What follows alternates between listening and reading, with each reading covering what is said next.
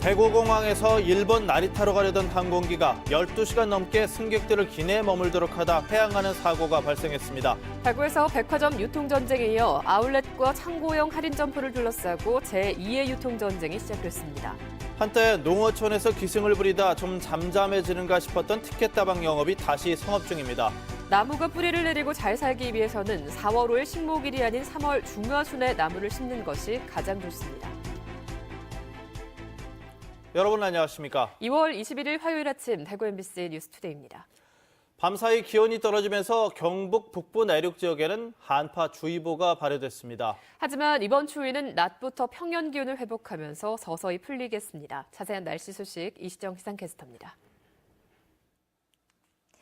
네, 오늘 아침까지는 다시 반짝 추위가 찾아오겠습니다. 어제보다 기온이 10도 이상 떨어진 경북 북부 내륙 지역을 중심으로는 한파주의보가 내려진 가운데 대구의 기온도 영하 4도로 출발하고 있는데요. 이번 추위는 그리 오래가지 못하고 낮부터 평년 기온을 회복하면서 서서히 누그러지겠습니다. 하지만 내일 아침부터 모레 새벽까지 꽤 많은 양의 눈 또는 비가 내리겠는데요. 이렇게 눈비가 그치고 나면 오늘처럼 강한 추위가 찾아오겠습니다. 변덕스러운 날씨 변화에 건강관리를 잘 하셔야겠습니다. 또 경북 동해안을 중심으로는 오늘도 건조주의보가 내려진 가운데 동해 남부 앞바다를 중심으로는 풍랑주의보가 발효됐습니다. 항해나 조업하시는 분들도 유의하셔야겠습니다. 날씨 정보였습니다. 대구공항에서 일본 나리타로 가려던 항공기가 12시간 넘게 승객들을 기내에 머물도록 하다 결국 회항하는 사고가 발생했습니다. 200여 명의 승객들은 그동안 제대로 된 식사 제공조차 받지 못했고 회항 이유도 제대로 듣지 못했다면서 분통을 터뜨리고 있습니다. 양관희 기자가 보도합니다. 어제 오전 10시 50분 대구에서 도쿄 나리타로 가려던 티웨이 항공 211편이 현지 기상 악화로 4시간 가까이 늦게 출발했습니다. 출발한 항공기는 이어 목적지인 나리타 공항 대신 하네다 공항에 착륙했는데 승객들은 기내에서 계속 기다려야 했습니다. 하네다 공항이 저희들이 지점이 나가 있지 않다가 보니까 그다음에 공항에서 오늘따라 그 여러 항공사들이 회항을 하네다 공항에서 해서 지상 인력들이 저희들이 이렇게 그런 거를 요구할 수 있는 지상 인력이 아예 도착이 안 돼 버렸습니다. 12시간 넘게 승객을 태운 이 항공기는 하네다 공항에서 다시 이륙한 뒤 나리타 공항 착륙 대신 오늘 새벽 3시쯤 대구로 되돌아왔습니다. 200명이 넘는 승객들은 비좁은 기내에서 제대로 된 식사 제공조차 받지 못했다며 강하게 항의했습니다. 또 지연이나 회항 등에 대한 이유도 듣지 못했다며 무성의한 항공사 측의 태도에 분노하고 있습니다. 뭐 라면이나 쭉쭉 팔면서 좀 있으면 간다, 좀 있으면 간다, 좀 있으면 12시간을 사람 붙잡고 있다가 나 공항에 갔더니 입국을 제한하고 있어서 못 들어간다 했다가. 항공편이 다 환불을 해주는 걸 생각하고 제가 예약했던 숙소나 다른 예정에 잡혀져 있던 일들에 항공사 측은 오늘 오전 8시 대체 항공편을 통해 승객들을 다시 태우고 나리타 공항으로 출발하겠다고 밝혔습니다. MBC 뉴스 양관입니다. 지난해 대구에서는 신세계 백화점이 새로 문을 열면서 유통업계의 경쟁이 더욱 치열해졌는데요. 올해는 아울렛 백화점과 창고형 대형마트를 두고 또 한 번 유통전쟁을 예고하고 있습니다. 권윤수 기자가 보도합니다. 신세계, 현대, 롯데, 이른바 빅3 백화점의 대구 진출로 매출이 급격히 줄어든 대구 백화점이 오는 4월 개점을 목표로 옛 귀빈 예식장 자리에 아울렛 백화점을 짓고 있습니다. 패션 2월 상품을 주로 팔던 전통적 판매 방식에서 벗어나 식음료와 가전, 가구 등 비패션 부문 매장을 전체의 40%까지 늘릴 계획입니다. 아울렛은 지금 현재로서는 가격이 굉장히 좀 싼 그러한 시장이고 지금 이제 소비 침체이기 때문에 어떻게 성장할 수 있는 동력이 상당히 많고 아울렛 시장은 그동안 대구에 2군데 점포를 둔 롯데가 매출을 거의 장악하고 있었는데 대구 백화점이 도전장을 낸 것입니다. 여기에 창고형 대형마트 시장도 경쟁에 불이 붙을 것으로 보입니다. 소비 위축으로 대형마트들은 맥을 못 추고 있지만 코스트코와 이마트 트레이더스 등 창고형 두 곳은 매출이 늘고 있습니다. 저희 모토가 더 크게 더 싸게를 갖다가 모토를 하고 있습니다. 그러다 보니까 고객님들한테 그런 게 어필이 돼서 점차 자꾸 찾아지는 것 같습니다. 이마트의 경우 이런 창고형 점포가 전국에 11곳 있는데 6, 7년 안에 50개 점포로 늘릴 계획입니다. 올해 대구에 예정된 신규 점포는 없지만 내년 초쯤 더 생겨날 수 있다는 전망이 나옵니다. 산격동에 있는 코스트코 대구점이 연말이나 내년 초 동구 혁신도시로 옮겨가는데 이 건물이 이마트 소유여서 창고형 매장이 들어서지 않겠냐는 분석입니다. 대구 유통업계가 백화점 경쟁에 이어 아울렛과 창고형 점포에서도 제2의 전쟁을 예고하고 있습니다. MBC 뉴스 권윤수입니다. 경기 불황에다 청탁금지법, 또 수입과일의 인기로 국내산 과일 소비가 갈수록 줄어들고 있습니다. 이 때문에 농촌의 과일 창고마다 재고 물량이 쌓여 있어 농민들의 시름이 깊어지고 있습니다. 한태현 기자입니다. 지난 한 해 55만 톤을 생산한 사과 주산지 영천의 사과 저온 저장고에 사과 상자가 가득 쌓여 있습니다. 예년 같으면 설 명절이 지나면서 재고 물량이 많이 줄어들었어야 했는데 올해는 상황이 다릅니다. 특히 설 명절을 겨냥해 생산되는 이 같은 300g 이상의 대과의 경우 지난해 이맘때면 거의 소진이 됐지만 올해는 30%가량이 남아 있습니다. 설 명절 시기에 김영란법이라든지 경제 침체, 전국 상황 때문에 저희 매출액이 약 한 30% 정도 감소를 했었습니다. 그래서 대과가 상대적으로 많이 남아 있습니다. 출하가 늦어지면 중과나 소과에 비해 상품성이 많이 떨어져 재고 처리가 시급한 상황입니다. 이처럼 판매가 줄면서 경북 지역에 올 들어 지금까지 사과 매출액은 554억 원으로 지난해 같은 기간 대비 12%나 줄었습니다. 감도 사정은 마찬가지입니다. 낙엽병으로 청도의 감 생산량이 지난해보다 10에서 20% 줄어들었는데 감말랭이 소비량은 30% 이상 줄었습니다. 감값이 지난해에 비해 40에서 50% 이상 급등한 것을 감안하면 생산 농가마다 타격이 큽니다. 지난해 설 대비해서 올해 한 20% 정도 매출도 감소가 있던데, 그래서 저희는 대안으로 앞으로 이제 소포장 개념으로 전국 마트를 통해서 많이 좀 홍보를 하고 있습니다.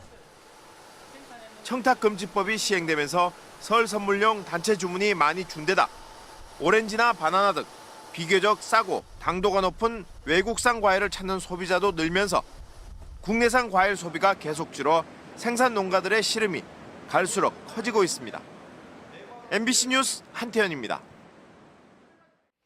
한때 농어촌에서 기승을 부리다 좀 잠잠해지는가 싶었던 티켓다방 영업이 다시 성업 중이라고 합니다. 탈북 여성까지 고용하고 성매매까지 이루어지고 있지만 단속은 이루어지지 않고 있습니다. 박상원 기자가 현장 취재했습니다. 대게축제로 유명한 경북 울진의 한 어촌. 차에서 내린 다방 여종업원이 보온병을 들고 모텔로 들어갑니다. 방 안에서는 흥정이 이루어집니다. 윤락행위까지 포함한 티켓 영업입니다. 25,000원이라던데 한 시간에? 하루 올려가기는 30이에요. 그럼 2,000원 얼마예요? 우리 20이요. 8천여 명이 사는 아담한 어촌, 성업 중인 다방만 30여 개입니다. 여종업원 수십 명은 술집이나 음식점과 연결돼 손님들과 성매매를 하고 있습니다. 다 있죠. 지역마다 없는 데가 어딨어. 저녁에는요, 여기는 뱃사람들이 배 들어오고 이렇게 해서 그러면 거의 다 유흥 쪽으로 아가씨를 빼버리잖아요. 일부 다방은 중국 동포나 탈북 여성까지 고용해 버젓이 영업 중입니다. 갑자기 다방이 많이 생겨가지고 여자분들이 너무 많다 보니까 성매매가 너무 심해졌습니다. 가정 파탄 날 정도예요. 유독 이 어촌에 다방이 많은 이유는 값비싼 대게 산지라서 알부자 선주들도 많고 어민들의 주머니도 넉넉하기 때문입니다. 상당수 다방업소가 밤낮을 가리지 않고 성매매 등 불법 영업을 하고 있지만 행정기관과 경찰의 단속은 전혀 이루어지지 않고 있습니다. 퇴폐 영업 현장을 확인하기 어렵다는 게 이유입니다. 신고 들어오는 것도 없고 티켓다방은 이때까지 한 번도 단속한 적이 없어요. 경찰이 손을 놓은 사이 농어촌의 티켓다방의 퇴폐 영업이 독버섯처럼 퍼져가고 있습니다. MBC 뉴스 박상환입니다. 지구온난화가 나무 심는 시기에도 영향을 주고 있습니다. 갈수록 따뜻해지다 보니 나무가 뿌리를 내리고 잘 살기 위해서는 4월 5일 식목일이 아닌 3월 중하순에 나무를 심는 것이 가장 좋다고 합니다. 보도에 조동진 기자입니다. 지구온난화에 따라 봄철 평균 기온은 70년 전과 비교하면 2도에서 4도 정도 상승했습니다. 이 같은 기후변화로 현재 정해진 식목일에는 이미 뿌리 활동이 시작되고 잔뿌리가 생기면서 나무 심기에는 오히려 적합하지 않습니다. 뿌리 활착이 시작되고 새 뿌리가 발생할 때 뿌리를 잘못 건드리면 양분이나 수분 공급이 원활하지 못해 나무 생장이 어렵기 때문에 이른 봄 토양이 녹으면 바로 심는 것이 좋습니다. 싹이 트고 나서 뿌리가 벌써 자라기 시작할 때 식목을 하면은 시기적으로 나무가 더 튼튼하게 자라는데 좋지 않기 때문에 생장이 본격적으로 이루어지기 전에 일찍 조림을 하는 것이 좋다고 생각합니다. 따라서 경북 지역의 경우 3월 중순이나 하순, 늦어도 4월春순까지 심는 것이 좋습니다. 이는 과수 재배 농업뿐만 아니라 각종 조림 사업에도 마찬가지입니다. 지구온난화로 인하여 기온이 상승하여 나무 심는 시기가 지역별로 앞당겨지고 있으며 경북 북부 지역인 경우 3월 초순부터 4월 초순까지 나무 심는 시기 적기입니다. 시군은 올해 목재 생산을 위한 수종으로는 낙엽송을 주로 심고 있으며 산림재해 방지나 경관 수종으로는 느티나무와 삼본나무를 많이 심고 있습니다. 또 소등용으로 헛개나무나 호두나무, 오갈피를 식재하면서 산림자원의 공익적 가치와 함께 경제적 가치를 극대화하고 있습니다. MBC 뉴스 조동진입니다. 경주시가 전국 지자체 가운데 처음으로 독자적인 하수 처리 기술을 개발해 수익을 올리고 있습니다.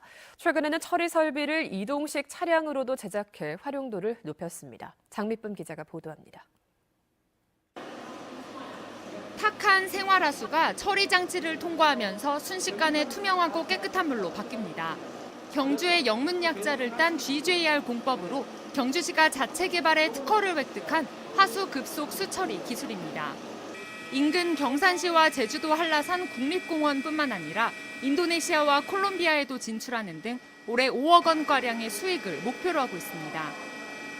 반나절씩 걸리던 하수 처리 시간을 15분 정도로 수십 배 이상 단축시킨 데다 최근 처리 설비를 특수 차량 형태로 제작해 이동성을 높인 것도 장점입니다. 일반적인 하수처리 공정은 GJR 공법보다 대여섯 배의 큰 부지가 필요하지만 본 공법은 50톤이 굉장히 작은 컴팩트한 규모를 차지하기 때문에 2.5톤의 그 작은 차량에 모든 장비가 다 들어가는 그런 장점을 가지고 있습니다. 무엇보다 차량에서 하수를 처리하다 보니 활용도가 높습니다. 당장 봄 관광철을 앞두고 천마총과 안압지의 녹조 제거에 효과가 있을 것으로 기대됩니다. 또 여름 장마철 하수 방류 사고나 수산시장 오수, 축산 폐수 처리도 가능합니다. 미세 버블로 인해서 급속으로 부상 분리하는 장치로서 처리 시간이 짧기 때문에 소유비에 좋고 그래서 컴팩트한 구조로서 유지 관리가 편한 그런 장점을 가지고 있습니다. 경주시는 물 관련 기술 개발에 대한 지속적인 투자로 물 산업의 선두주자로 나설 계획입니다. MBC 뉴스 장미쁨입니다. 우리나라 항공교통을 총괄할 항공교통본부가 대구에 신설돼 오는 7월부터 운영에 들어갑니다. 경제적 파급 효과는 물론이고 대구 통합 신공항 건설과 맞물려서 지역 항공산업 발전에도 시너지 효과가 기대됩니다. 윤영균 기자가 보도합니다. 대구시 동구 혁신도시에 짓고 있는 제2항공교통센터. 대구에는 1952년부터 항공관제소가 있었지만 지난 2001년 인천으로 옮겨가 인천항공교통센터가 됐습니다. 그 뒤로는 인천항공교통센터가 우리나라 지상 5.6km 위의 항공기 관제를 맡아왔습니다.